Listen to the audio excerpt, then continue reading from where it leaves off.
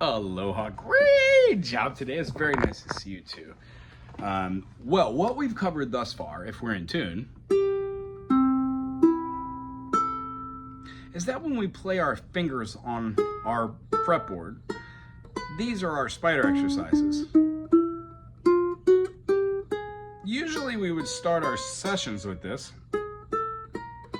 but what I'd like to do is make sure that you could do these on your own, and then when you come in and you tune up your instrument, next week we could run through a few of these exercises and see if we could keep them fluid.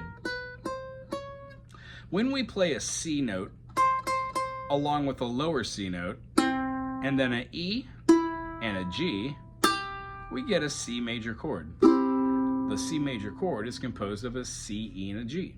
It feels happy. Today we learned that an A minor can be played as an A major by sharpening the C natural to a C sharp. When we take the A minor, which spelling is A, C, E, and sharpen it to A, C sharp, E, we get a major. So if we were to play that with our second finger and scoot that up and then bar, we achieve an A sharp, or it can be called a B flat major.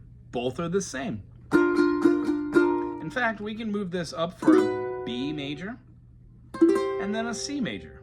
This C major, utilizing a bar chord, B-A-R-R-E, and then this shape, is the same as playing a C major, because they are. They're just utilizing a different intonation, a different arrangement of the 1-3-5. On this C major, the lowest note on our ukulele is the low C, otherwise known as C4 or middle C. When we bar this entire equation from the 3rd fret to the 5th fret, our lowest note is still on the C string, but now it's not open as a C, and it's C, C sharp, D, D sharp, E. So when we play this, this is considered a first inversion because we take off the root of the chord and then we put it at the end. 1-3-5 is now 3-5-1. The feeling of that can be moved all the way up, so we're playing it here. Sorry.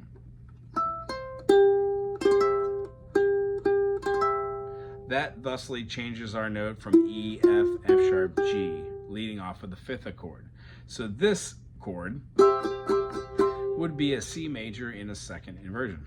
We're gonna highlight that next week, but what we're seeing is that harmonies, when played together, either make major chords, 1-3-5, minor chords with a 1 flat 3-5, diminished chords with a 1 flat 3 flat 5, or augmented chords with a 1-3 sharp 5. Today we talked about C major, D minor, E minor, F major, G major, A minor, B diminished, which you rightfully called a G7 because everything pretty much has 2 names, or many, and then back to the 1. That's the key of C major. There are no sharps and flats, meaning I didn't take a note and flatten it. I didn't take that same note and sharpen it, so I didn't call it C flat or C sharp. It was just C natural. In the key of F major, F is the 1, the major. The minor goes to a G minor, and you'll know this to be a G minor because a G major feels like this. The next chord in F major is an A minor. After the A minor, we play a B flat major. That is our chord of the day. You can either scoot this up for a C major, or from the B flat major, play a C major. Then we have a D minor. Remember, the 6th of a chord, 1, 2, 3, 4, 5, 6, is the same as the root. So F major and D minor share a key signature. Do, re, mi, fa, sol, la. Our last note is not going to be a C, but it's going to be a C7. And the C7 in the key of F, I can't say things twice, nor do I want to. So I don't say F major, G minor, A minor, B flat major, C major, D minor, C7. why would I say C twice? And what happened to the letter E? That's why we use E diminished rather than the letters of C7. That is the key of F major. Next week, we're going to talk about G major, A minor, B minor, C major, D major, E minor, F sharp diminished, or D7, and G. And at that point, we'll know all three standard keys that most ukulele music is in.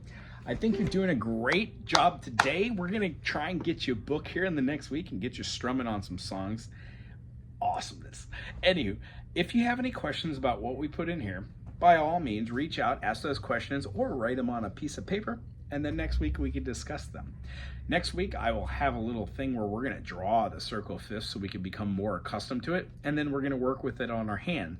So we're gonna be able to know what key signatures are, how to sight read a little bit of music, and have fun strumming. Great job today. Aloha.